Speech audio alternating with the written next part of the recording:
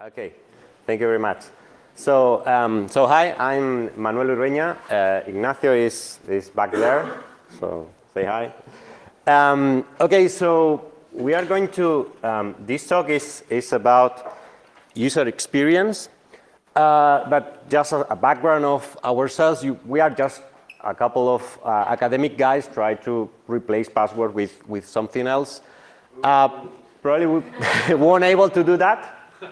But we are trying to understand why passwords are the way they are and why users just prefer them.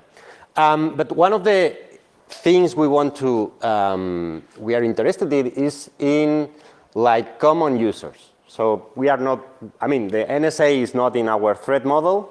Okay, so we just want to provide like a good security for the common user, not really for people feeding the government. Okay, so we want to start, so we are new in this field, so we want to start analyzing the user experience of authentication. And that talk is just about that. It's about user experience, what the user see. Okay, so here, I mean, if you were expecting any crypto thing or clever hack, sorry, this is not your talk. And well, at least I think we can make this guy happy. I've been trying to put that figure in a presentation. Okay, but the objective of this study is just to get some answer to this question. So why passwords are still in use, why people still prefer them to other alternatives. Okay, so before starting with the results, let's talk a little bit about the assumptions we have. So we have like a mini threat model. So in our threat model, we try to think in what is the current situation nowadays. So we can say that server side is more or less quite secure, at least for major cloud providers, I would say. So you can assume that communications is on HTTPS, that cookies are well handled, that Google doesn't have like a trivial vulnerability to dump all the passwords. And actually, I mean, I think this has happened recently. So I want to thank Let's Encrypt for improving the HTTPS, and also major cloud providers. I think it have improved a lot the security of regular users. Okay, so the problem of hardening the server side is now probably the attackers are going to focus on the client side. This is like a problem of the first point.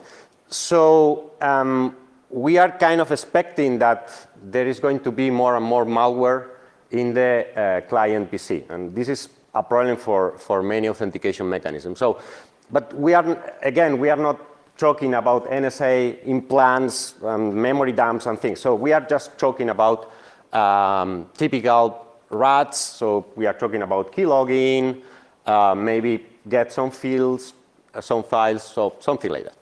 And also, so this is just like the technical aspects, but the main topic of our study right now is the users. So in the users, we really think that they try to do the right thing. So they want to have a secure authentication, but obviously they are not perfect. We cannot just ask them to do impossible things like, well, the same thing. And obviously it's not their fault. Actually, I would say that the current situation of passwords is because ourselves, I mean, because the way we designed the system to be authenticated. Okay, so we will see this a bit later. So what kind of threats we can think against the user? So obviously phishing, I think it's like the main problem. Social engineering, well, the limitation of memory, passion, so mainly time, okay? And also regarding the attackers, obviously we can say that most of the attackers are in the internet, but this is for common users. So it's not that some APT is going to infiltrate in your laptop. That will happen. So we are thinking about maybe your husband wants to see what are your messages, maybe your wife, so this kind of thing. So we also consider that maybe you have also casual attackers near you, okay? And regarding the scientific methodology, so none. I mean, actually, this is a hacker talk because we still don't have any scientific results at all. So please don't use our times for anything. I mean, it's just one experiment with 2 users. You will never guess who they are. And, but I mean, the idea is to repeat all of this with real users. So probably we will have better results later. Okay, so let's start with the authentication. So obviously, let's start with password. So actually, so probably the first step might surprise you, mostly because nobody do that. But actually, this is the assumption we made doing the system. We just make the assumption that the user checks every time it enters the password that it's putting the password in the right place. And this is really hard. I mean, if we go to the old thing, well, even for local authentication, which is just Control-Alt-Sub instead of having this phishing page, I think most people don't do that anyway. Regarding remote authentication, well, for sure you have to check the domain name, okay, in the page. This is basic. Then, if you are more paranoid, you also have to check the green log. Maybe it's a money in the middle, or just the final thing is even to check the CA. What is the certification authority of that certificate? Okay. So, any of you do that every time? I mean, you're a security expert. You know all these things. Any of you do that just to enter Twitter to check? Okay, so the problem is that, well, there are some technical things that may help here. So maybe if we use a strict transport security, there is no need to check the green log. If you go to Google, I mean, if you check it's Google, then it's Google and it's encrypted. Maybe public key pinning may help in the CA. So actually, well, in the end, nobody does that. But there is no way to replace this. Okay, you have to check the DNS name. I mean, there is no technical way to check if you are going to the right place. Okay, so that's why I think phishing is so it's a problem, because this is just an assumption that nobody does. Okay, and that's the root of all the phishing. Also, well, I have put social engineering here because actually it's part of the check authenticity. If somebody calls you to say that I need your password for some reason, probably the problem is that you trust this guy for being from that organization. Okay, then after that, so, and that's a lot of time. I mean, if you do all of this, it's plus 5 seconds, which is comparable with typing the password. So you are telling the users that you have to spend half of the time just checking this, okay? So obviously then you have to remember what is your password, which obviously leads to password reuse, okay? But there is also a very interesting thing, it's the security level. So any user you ask, it will tell you it has few passwords. Maybe even they say that they only have one password. But then when you ask, okay, so you have exactly the same password on Twitter and on your bank? And say, no way. So we have different passwords. And this is kind of, this is something that I think most authentication mechanism right now doesn't support, okay? We'll talk about this later. Okay, then you have to type the username. This is not that common anymore. And then you have to type the password. We have just tried with a few passwords, but as I said, don't take these numbers very seriously.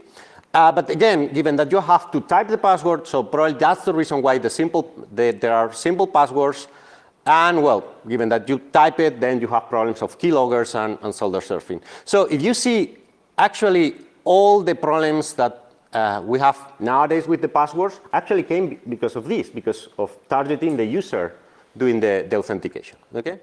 So as a summary of the password-based authentication, you have to choose either to be secure without phishing or faster with phishing. And I think most people is just going there. okay? Because otherwise you are asking the guy to spend 3 times the time to authentication.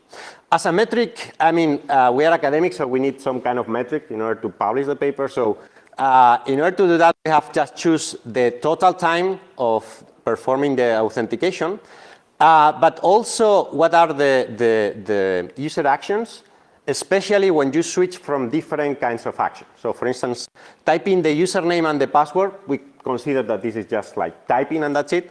But probably checking the domain and then remember the thing and then typing, I mean, it's like different steps. We are still looking in what is the correct metric here. So obviously this is something you know, it has different security levels. And another thing is what we call implicit authorization. One thing here is that, well, in this scheme it's kind of strange, but the problem here is that you never say that you want to authenticate in here. Obviously, if you are spending 12 seconds on a page, probably is that you are interested in that page. But there is no way to confirm that you actually want to go to Google or something that resembles Google. Okay? But also, besides all these problems, Passwords has so many benefits. That's the only thing you need. You can use it anywhere. If you move to a different terminal, you still can use that. So it's kind of great. Okay? Probably this is what explains the prevalence of passwords. Okay, so as the second authentication mechanism is even 4 seconds is a lot of time for most users. Okay, so many people just leave the sessions open and that's it. And actually the authentication, the cookie-based authentication is really great. I mean, the user experience is just wonderful. That's it, okay? But, actually it's quite difficult to do, I mean, there is no phishing here because the one checking what is the cookie for that domain is the PC, is the browser. Okay, so there is no way to phish to get the cookie from another guy. Social engineering probably is too complex for a normal user to ask. If somebody asks you to access to certain file and read aloud a long string, probably nobody will try that. I mean, it's too long. And they are, depending on the site, they are really relatively strong credentials. There are no credential reuse. Actually, each session has a different cookie, not solder stuffing. Obviously, the problems came from malware. I would say for malware, it's quite easy to steal the cookie file. And also the problem of session cookies, given that you don't authenticate, anybody with physical access to your terminal can just log everywhere. And given that there is, but the main problem here is, as I said, that there is no implicit authorization of going there. You just go there. And actually, that's the reason why we have this cross-site request forgery, because you just get redirected to some place and you are automatically authenticated. Okay, so that's why I would say that this is important. Besides this, well, it's very nice. It's something you have. Don't have many requirements. The problem, obviously, you move to a different terminal. That's it. You cannot usually you don't take your cookies with you, and this is only for remote web access. So it's kind of limited. Okay, move on. Biometrics, another very nice thing from user experience. You scan your fingerprint, that's it. Okay, in 2 seconds, less than typing a password, it works. And I think, I mean, it seems that in mobile devices, fingerprints are getting popular. Probably because, I mean, the user experience is even better. Obviously, it has some security issues, but it's a really, really good thing from the user experience. Okay,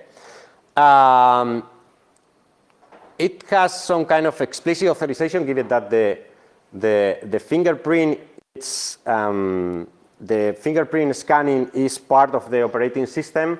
They usually tell you what is the purpose of scanning the device. I mean the finger. So it's kind of nice. The problem is that also only has a security level. Okay, but given that usually it's only for local access, kind of makes sense. It's just to enter and that's it. Okay. The problem is portability. Obviously, you need a new peripheral. So if it's already integrated, it's fine. But in order to support many different devices, probably you need to deploy a lot of things.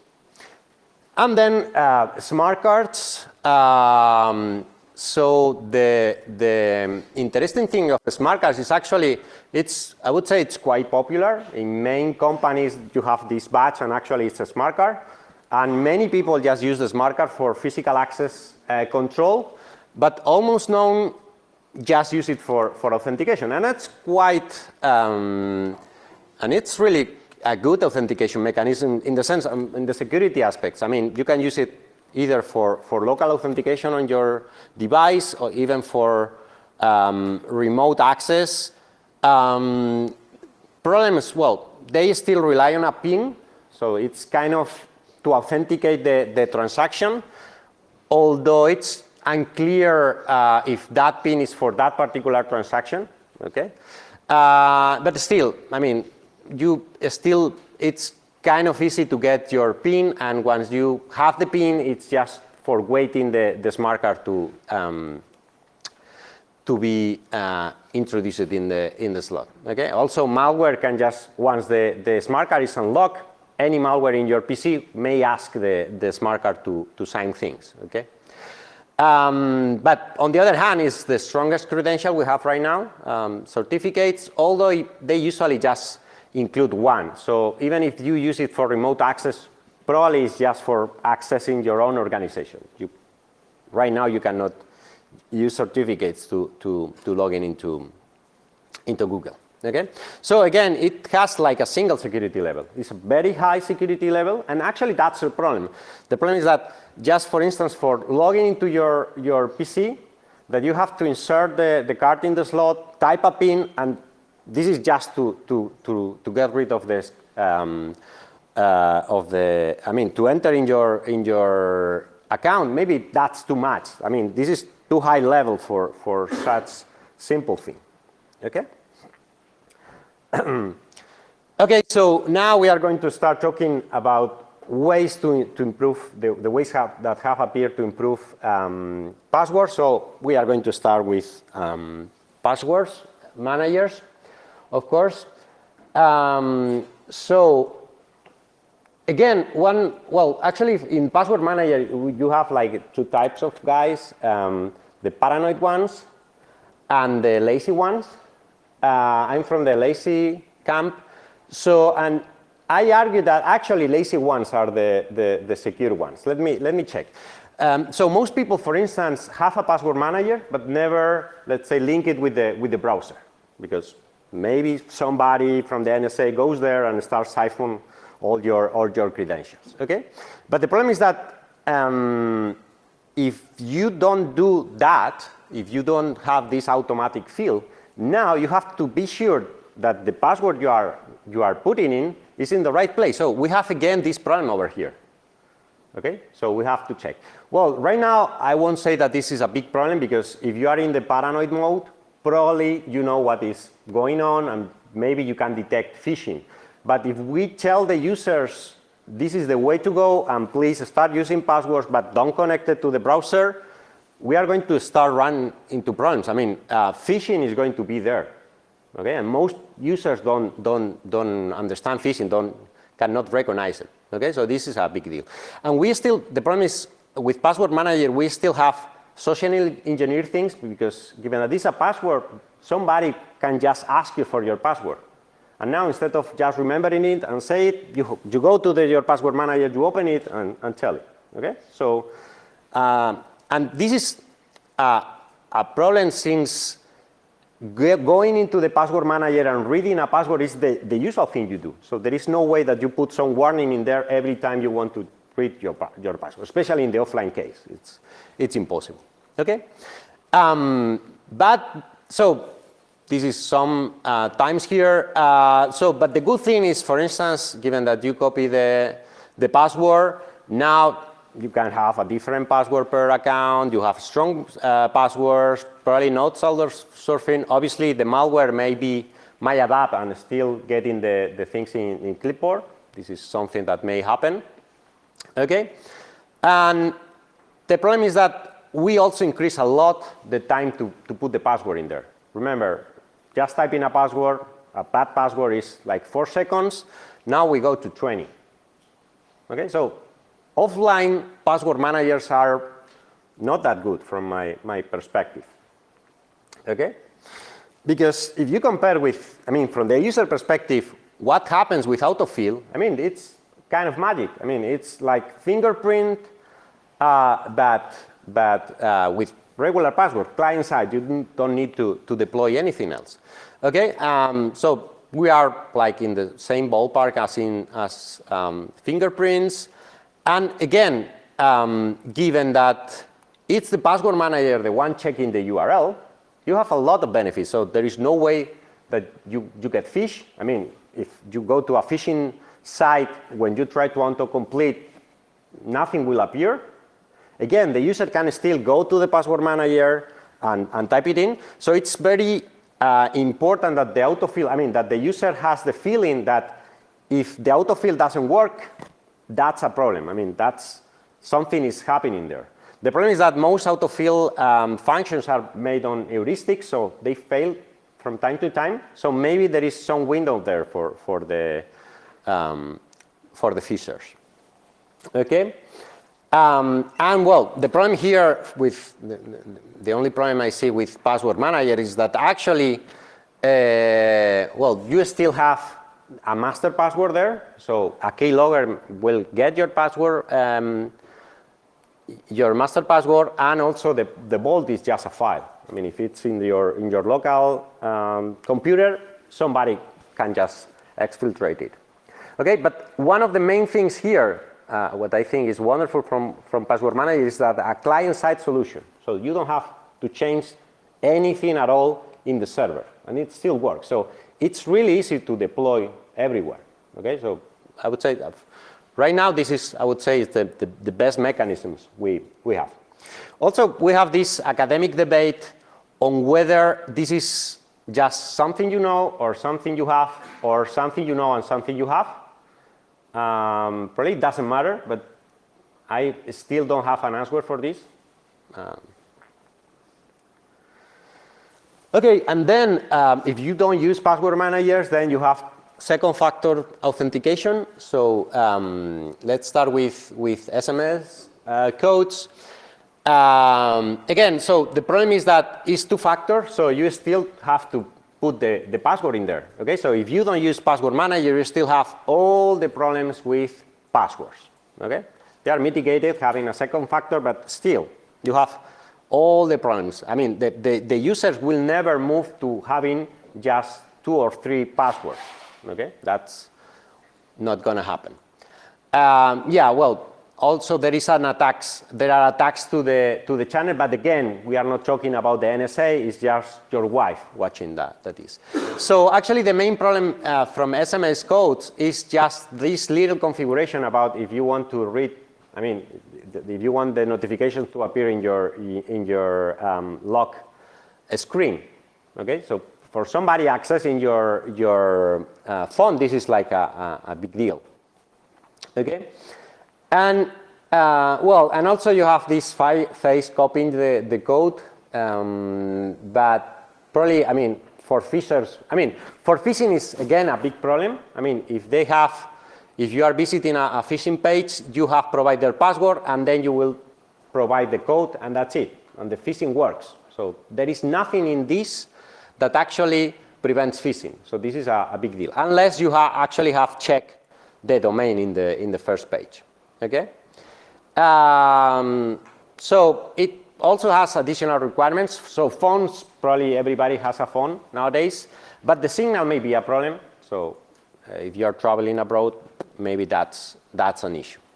Okay, another problem is that this requires server side. Probably there is a lot of libraries and services to provide this, but still, I don't expect that I don't know, 4 billion websites out there will just implement SMS. I mean, some pretty kitten blog probably won't do that. Okay, so this is just for major organizations. Then we have TOTP. Again, all the problems with passwords. Now the physical access attack is usually not a problem because you have to unlock your device and get into the to the TOTP app. So we have some improving here, but again, phishing is still a problem. We will give just your password and your TOTP code to the phisher, and that's it. It's game over. Okay, so that's why it's so important. And besides this, well, again, you have some requirements. You now need an app and scan a QR, but I would say that's doable. Again, the problem here is that you have to change both the clients and the servers. So this is as SMS. For major sites, it may work, but it's not the solution for all. Okay.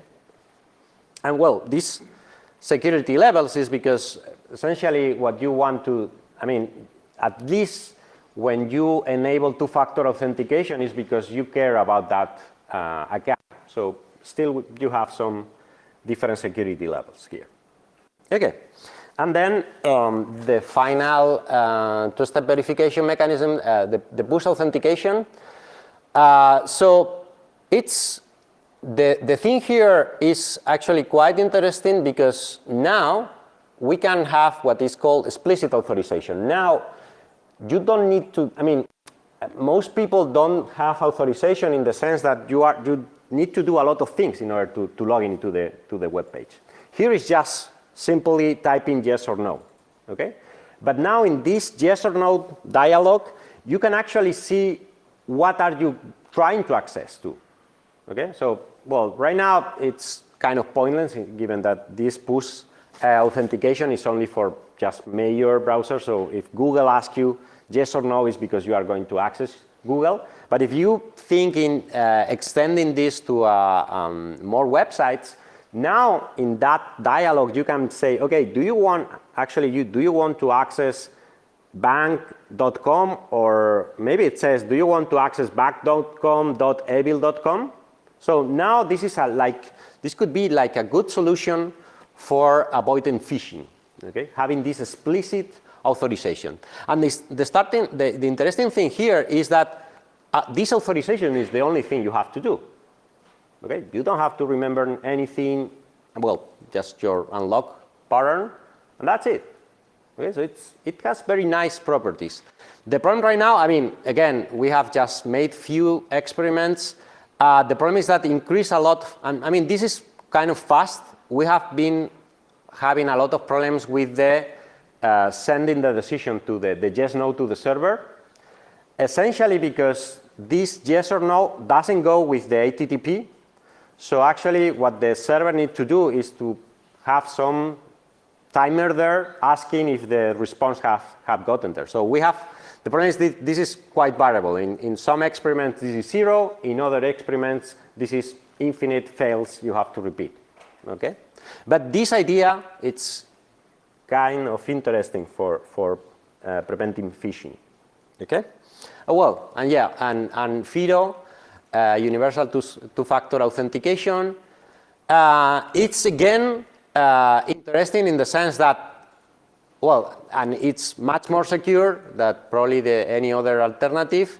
I won't go into the details here, but the user experience is, okay, you put your password, you press a button, that's it. Okay? It has some delays in here. So again, even if it's that simple, you are in this ballpark between 20 seconds and 30 seconds. That is most second factor authentication requires. But again, the good thing here is, as in the previous one, is also you cannot have social engineering, in the sense you cannot ask somebody, okay, give me the key inside the U2FA. You simply cannot do that. I mean, this is also as in the smart card, the same as in the push notification. And again, no phishing, because in here actually the key just checks what is the public key you want to access. Okay, so it's kind of interesting. Still, it takes a lot of time. So I would say that although probably it's more insecure, password manager with autofill, it's better from the user experience perspective. Okay, and then this is our proposal. Okay, so let me explain how we get to it.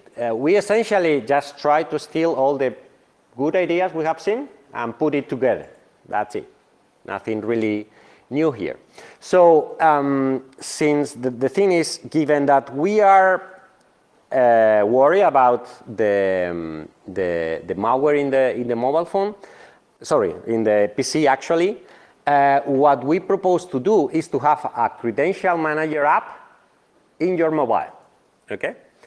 And we say credential instead of password manager because another thing is that right now there are many different credentials out there, and there is no like a clean win. I mean, obviously passwords is widespread, but I cannot say in 5 years if push is going to win to TOTP or even SMS.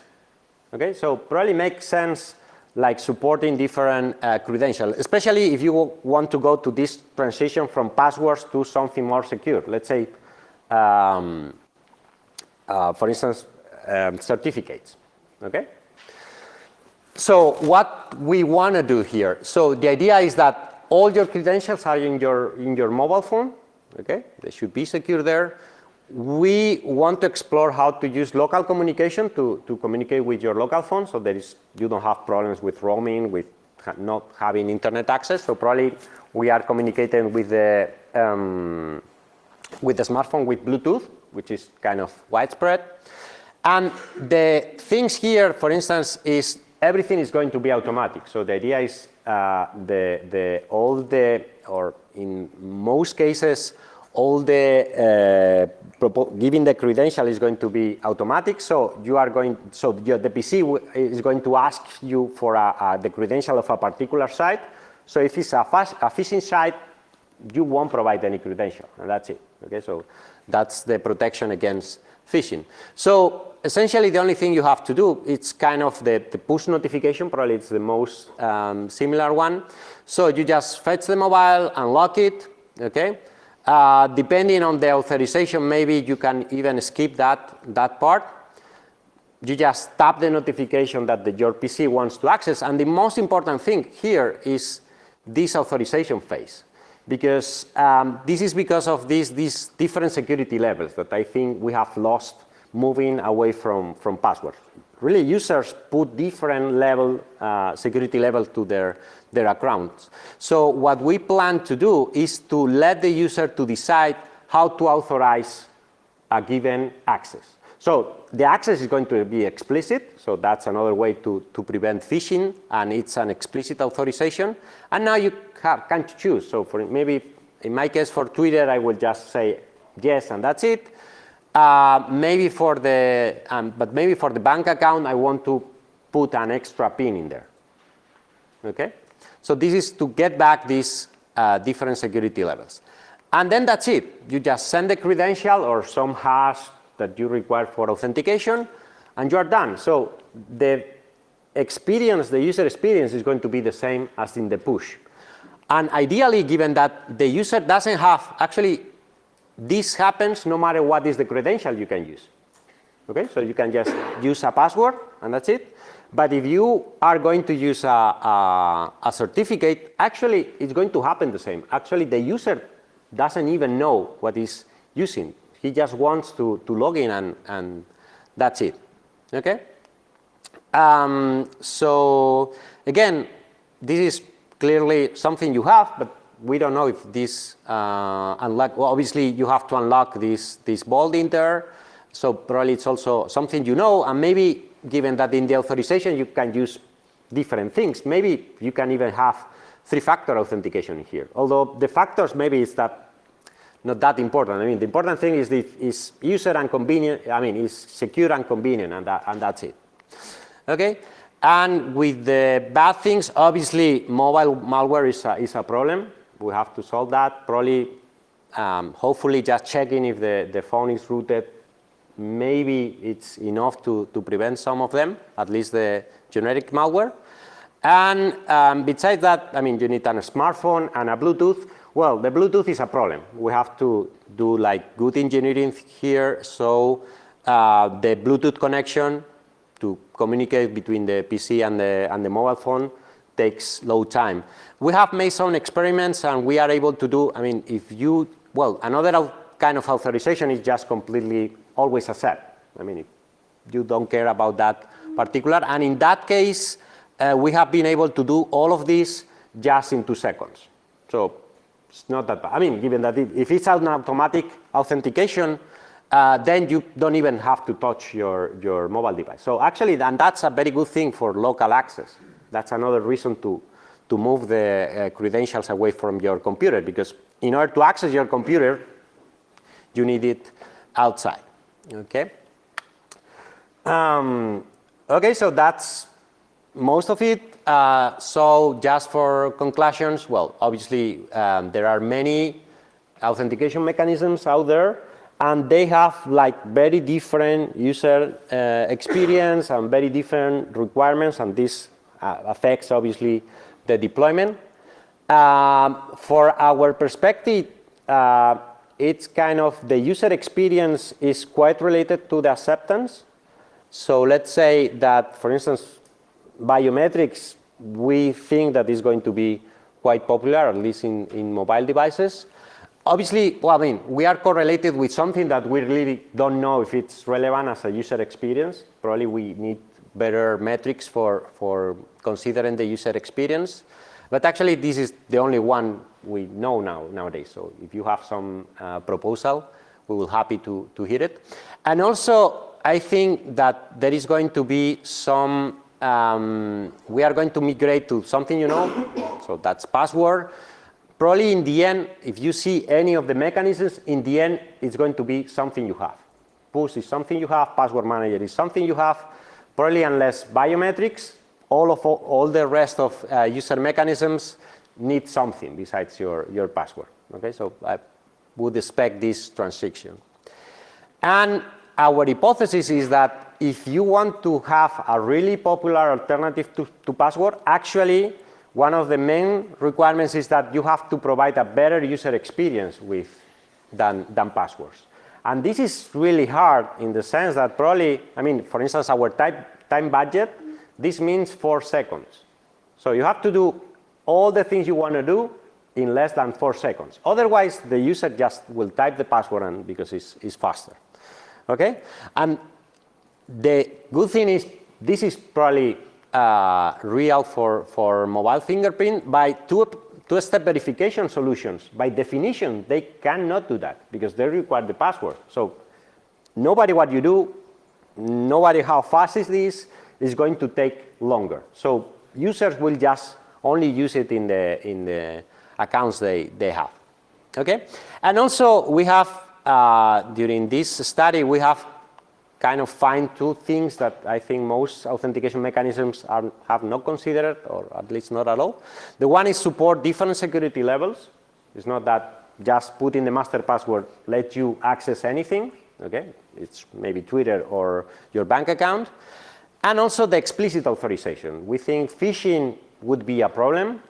And so you need some way to warn the user if he really wants to, or malware in your PC. And you need the user to actually authorize that your PC wants to access something. Okay, so this is the main things we want to explore in our proposal. Okay, so thank you very much. If you have any questions.